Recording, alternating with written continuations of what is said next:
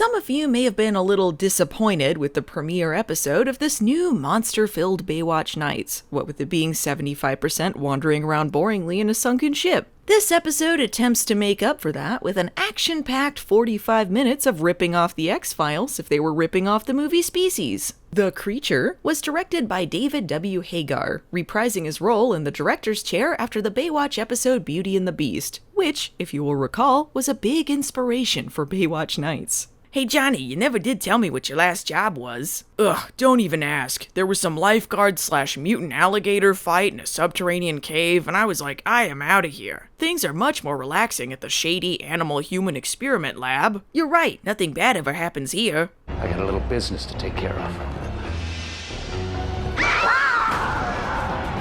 Okay, on the surface it seems kind of dumb that this guy just couldn't resist sneaking into the experiment's cage to have sex with her. But when you really think about it, she does appear to be part woman and part Kermit the Frog, and no one can ignore that siren's call. As we later find out, this show is beyond parody. She really is part Kermit the Frog. Is she meant to be wearing a green unitard? Is she supposed to be naked? The mystery deepens. Come on, dude, this is ridiculous. Meanwhile, they've darkened this establishing shot of Baywatch headquarters and added a shitty gradient over it, which I guess makes it nighttime. Pretty spooky, huh, folks? Get in, we need you. Okay, I guess I'll tell my son to go fuck himself. Mitch, you don't even know where Hobie is. Nuh-uh, he's with his mother. We put a tracking device on him a long time ago, and we know that isn't true. Who's we? Us. Us who? There's a sexy lady involved. Let's go, bud!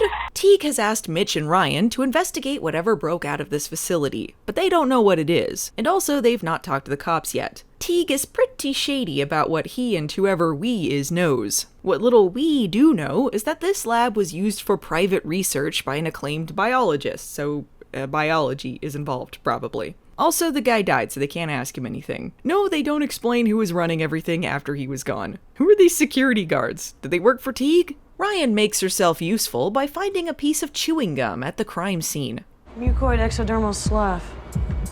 I don't know what any of those words mean. Using the approximately fuck all of information they've been given, Ryan deduces that the dead biologist was doing DNA manipulation, and that whatever he created, it's mutating. Based on what, exactly? Looking at a skin flake in a bag for 2 seconds? She also says that it's becoming more dangerous because it's mutating, but like, how could she possibly know that? Mutating could mean literally anything. Yeah! Is that a Kermit woman? This is Dr. Lloyd's secret project. What the hell is that thing?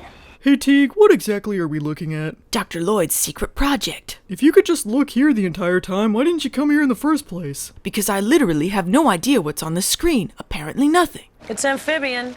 I wasn't lying. She's a frog woman. Yes, this really is the dumb plot. But see, it's Species for lifeguards, because water-related or something. And yes, these credits continue to run until about 13 minutes into the episode. Do you remember high school biology? Remember your human-frog hybrid class? This is exactly the situation it was preparing you for. That's just some weird Texan thing. See, we were taught about Viking funeral rites in my high school. Anyway, turns out this biologist had a theory that eventually land won't be able to support human life anymore, and humans will return to the sea like when we first evolved. So naturally, he created a frog woman. As Ryan is laying all of this out based on purely guesswork, Teague gets a notice from some gentleman of indeterminate occupation who informs them about the attack on the trucker picked up on a police scanner. Time we call the cops. Mitch, be serious now. We don't need any cops. We need a lifeguard. No, but seriously, Mitch is right. Maybe Ryan can be argued to be helpful, but this is nothing the actual police can't do. And Mitch is doing absolutely nothing. He provides no valuable skills as a PI, a lifeguard, or even just a bystander. Based on more stuff they pick up from the scanner, they determine the frog lady has gone to a nightclub, because we all know frogs can't resist a sick beat. While Ryan does more research and Teague sits around vaguely, Mitch heads for the club. Fine, I'll go and get the damn frog lady. I have to do everything around here. Meanwhile,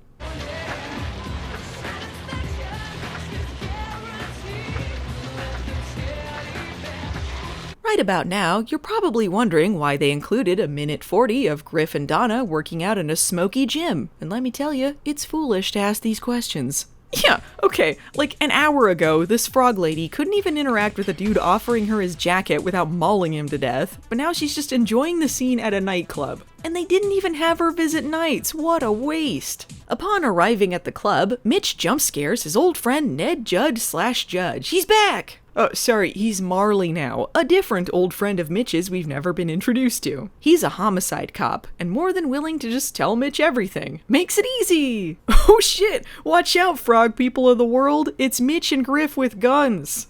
I guess Mitch got over that whole fear. I'm still thinking about that guy I shot.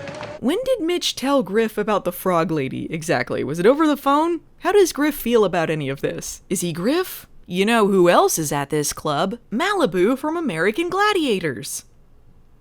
Yep. If only they'd done anything interesting with him. So you gonna tell me how you found out about this before the police did? I was called.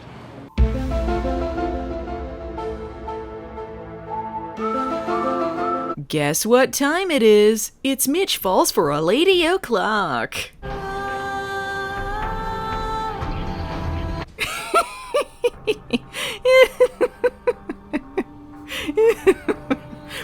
Thanks, Baywatch Nights.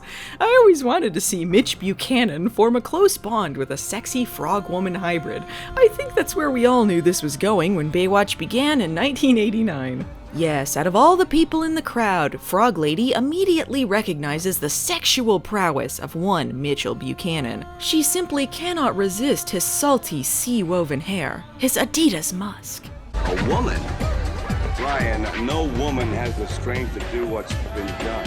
The male ego is a disease. Frog Lady doesn't want this sleazoid. She wants a bite of that Mitch sandwich. Damn you! Ribbit, nah, it's Mitch and Frog Lady. He really likes her, and she's got cat-like eyes. I don't really get that. I know what it's like to be different. You're a frog-woman hybrid, I'm a divorced lifeguard with a tiny, motherless son. But I promise you, if you come home with me, there's a fireplace just waiting to be made out by. Step away from it, bitch. No! She's my save, damn it! My save! She dropped into the power plant tunnels. I'm sorry, the power plant tunnels? So now Teague just wants to let SWAT handle it because she's too dangerous, even though he got involved after she mauled 2 people. I don't understand what the point of him is. She's heading for the ocean. She's an amphibian. It's the only place she'll feel safe. Now it's like The Fugitive with a frog woman while they wander through these tunnels, which apparently go through the whole city?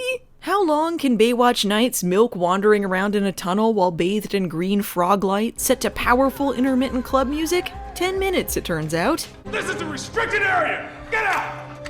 Get out! I'm gonna hold you to the honor system on that, I guess. Oh, they did manage to cut away and give us this info, so here goes. Ryan says that based on her skinflake research, Frog Woman can regenerate because of artificially induced evolution? That is not how evolution works in any way, shape, or form, but sure. Then Teague says this makes her effectively indestructible, which...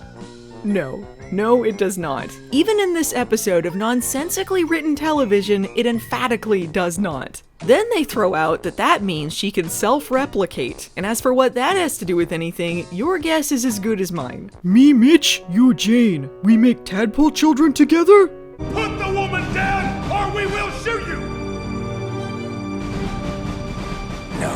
This is a truly potent look at the harsh reality of frog-human hybrid hunting and discrimination. I haven't seen something this gritty and raw in a long, long time. No.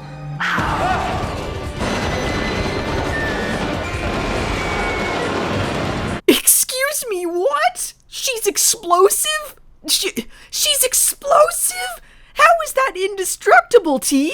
How is that indestructible? Isn't that just the way? You think you've finally found love as a 40-something single father, and the next thing you know, you're running from the exploding remains of your frog hybrid girlfriend. When will Mitch ever find his soulmate? She paid for Dr. Lloyd's mistake.